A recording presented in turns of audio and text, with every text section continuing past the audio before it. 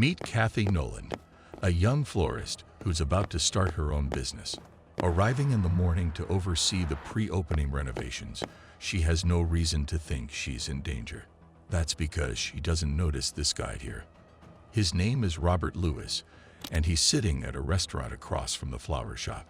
Never taking his eyes off her shop, he barely acknowledges the waiter's existence. When Kathy comes out again, that immediately grabs Robert's attention. He looks like a dog that just sought his collar, anticipating lots of fun. The contractors are done for the day, and she comes into the same restaurant. We can see she's a regular there by her conversation with the waiter. She brings flowers to his wife, who's been ill, and offers to help with the kids. We can tell Kathy is a kind-hearted girl who does her best to help others. Her table is not far from Robert's. He keeps watching her like a psycho, but he's also very careful, leaving the restaurant way before she does. He goes to the parking lot and sits in the car until she comes.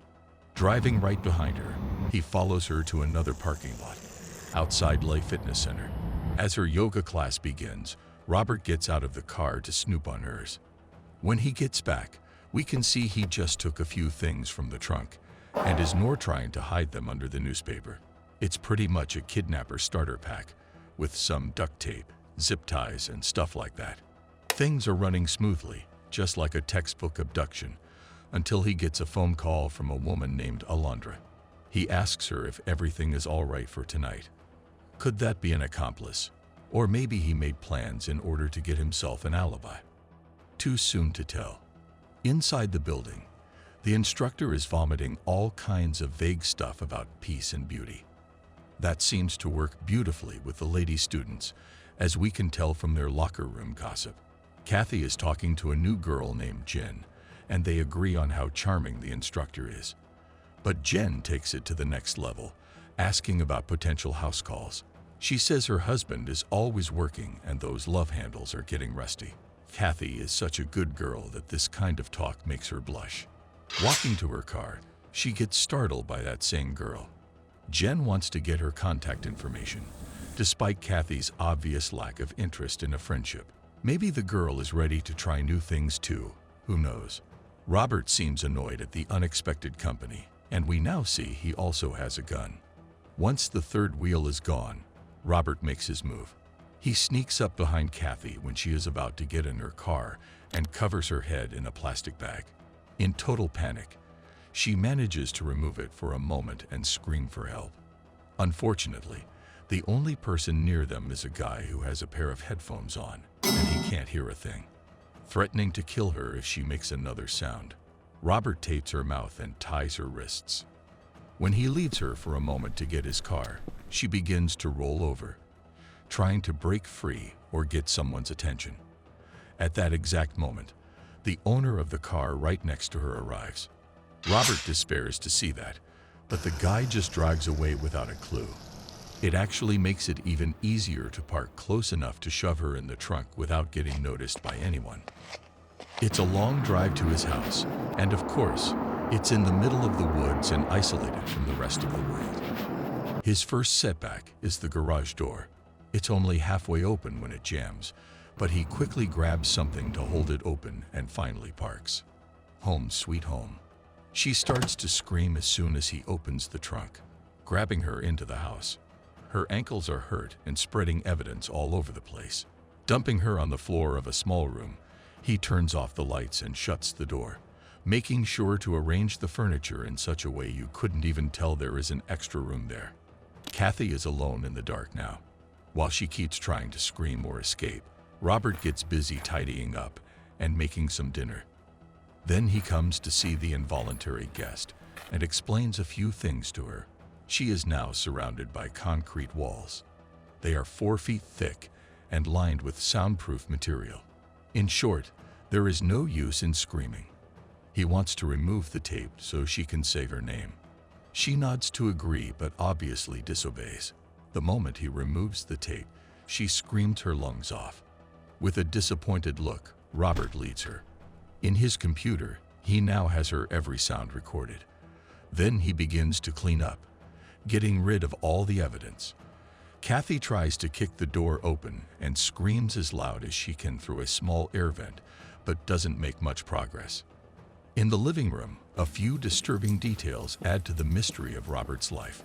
One of them is a couple of toys lying around while there's no child to be seen. And the other one is his reaction to a news report about a group of people who were allegedly poisoned.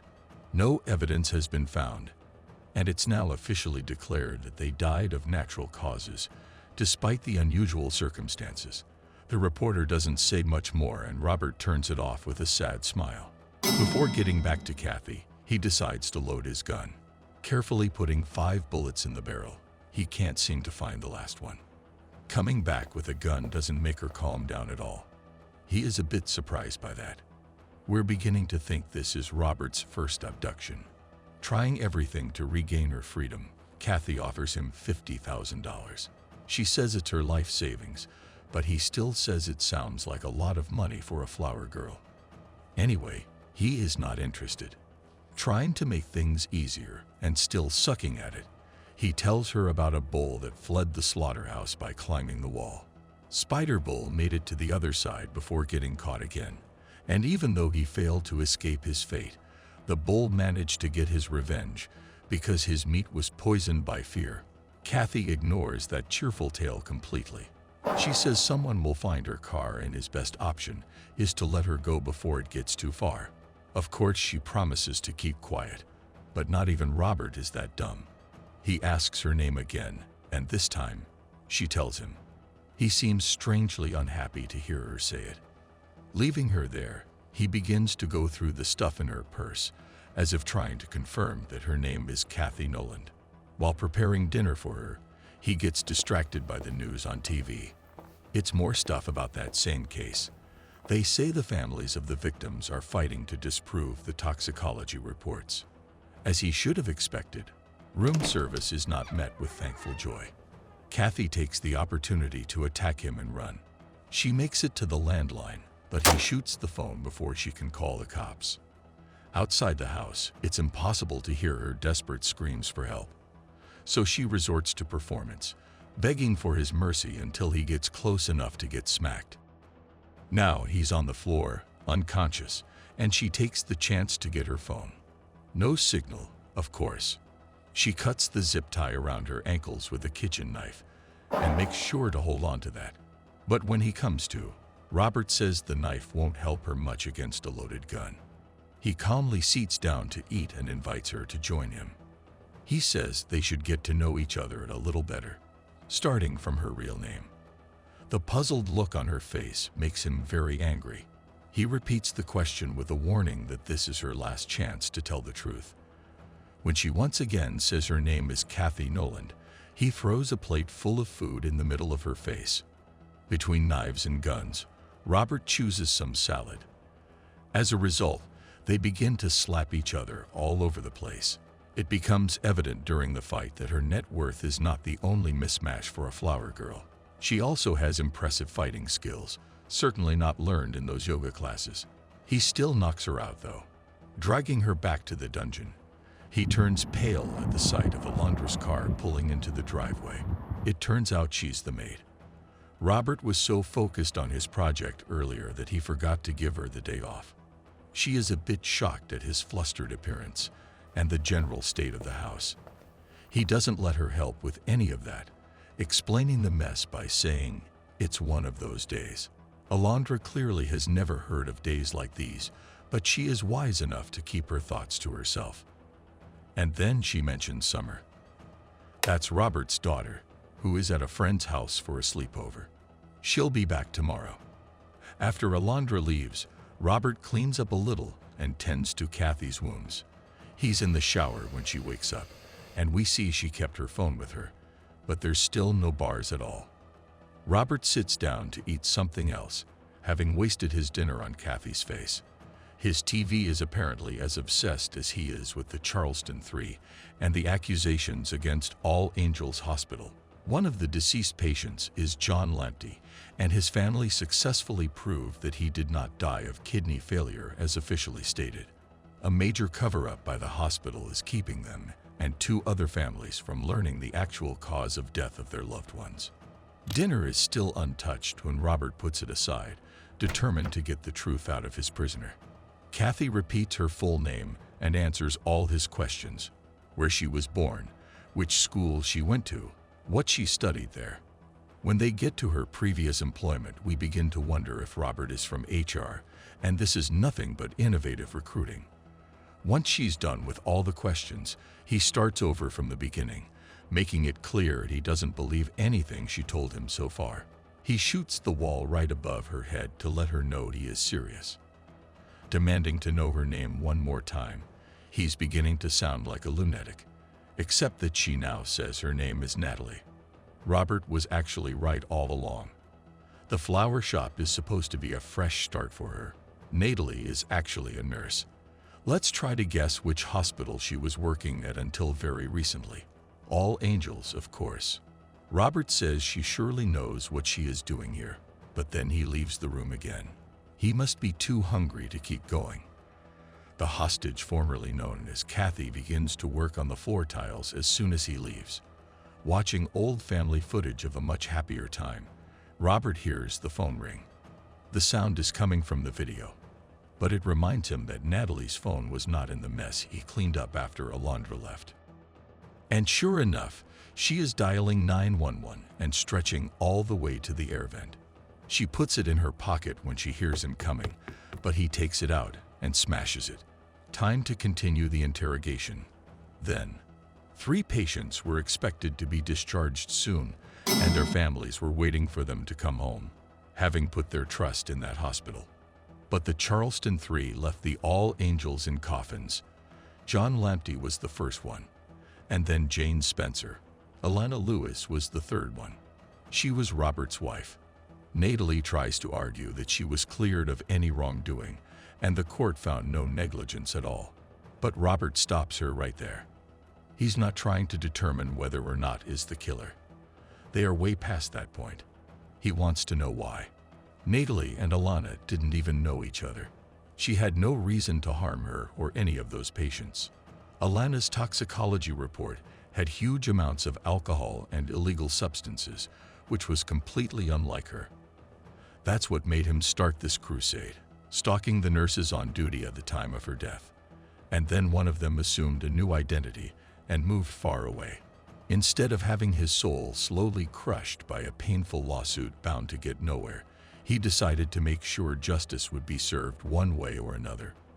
Not ready to channel the bad guy as much as he needs now, Robert returns to the living room for more videos. Watching the Thanksgiving tape where Alana is playing with Summer in the snow surely does the trick. His anger level is now high enough to scare the hostage. Maybe that works, or maybe she's too tired now, but she finally talks. Natalie was brought up in a very religious household, and she had a twin sister named Kathy. They were all very happy until their dad ran away with a cheerleader. Their community banished them as a sinful family, and Kathy was so ashamed that she eventually took her own life. Watching her family fall apart like that was terrible, but losing Kathy was the last straw. Since then, Natalie nurtured a disproportionate hatred against every single person that she considered to be a sinner. She picked just the right job for that kind of grudge, as the patients were eager to let things off their chest before medical procedures, especially when the nurse looks so angelical and seems to be very religious. Trying to save their souls, they only got their bodies into mortal danger. That's when Natalie begins to tread more carefully. She knows he won't like to hear the next part. She says John Lamptey had 2 wives who didn't know about each other. He must have been a clever dude. Robert can't keep a hostage and a maid at the same time. And then there was Jane Spencer, who falsely accused her ex-husband of horrible things just to get more money from the divorce. Last but not least, there was Alana Lewis, collapsed in a bar with a tall, handsome man who was not Robert. Her blood work was not even part of the cover-up. She was really that wasted. Robert refuses to believe a single word from all that. Natalie says that Alana's lover came to visit her later, secretly. It was surely not a one-time thing. It was a whole-ass affair. So now that he finally got a full confession from her, that closure got totally ruined by a new revelation. He gets back to those same videos, but now he's watching them in a different light and looking for different things. He is mortified to realize these things are actually there to be found. His wife was cheating on him. The fact that he's been watching this stuff for 4 years nonstop and never noticed anything makes us think that maybe it was that level of stupidity that drove her to adultery in the first place. While he struggles to accept the truth, Natalie dislodges a floor tile and uses it to break free. When he comes back, he says she can't go punishing everyone's sins and then expects no consequences for her own. Natalie says her name is Kathy now, and he won't take that new life away from her. The element of surprise is enough for her to overpower him. After more fighting and shattering glass, she takes the gun from him right when Alondra arrives with Summer. The sleepover was canceled. Sinner or not, Alondra goes down, and Natalie grabs Summer. She says this is all Robert's fault, and this girl is probably not even his after all. But Summer suddenly bites her and escapes. That also distracts Natalie for a second, so Robert is able to neutralize her. He makes sure to get the file with the recorded confession. Father and daughter are ready to leave now, but they get jumped at the last minute. Then there's a series of almost slapstick mistakes from both sides, even involving a pitchfork. Finally, it's the malfunctioning garage door that takes care of Natalie once and for all. And this is the end. This was a recap of the 2018 movie 10 by 10 by Unstoppable Entertainment, starring Kelly Riley and Luke Evans. So, what would you have done if you were in Robert's situation? And what would you do to save yourself if you were Natalie? Let us know in the comments below with #CinemaRecap. Until next time.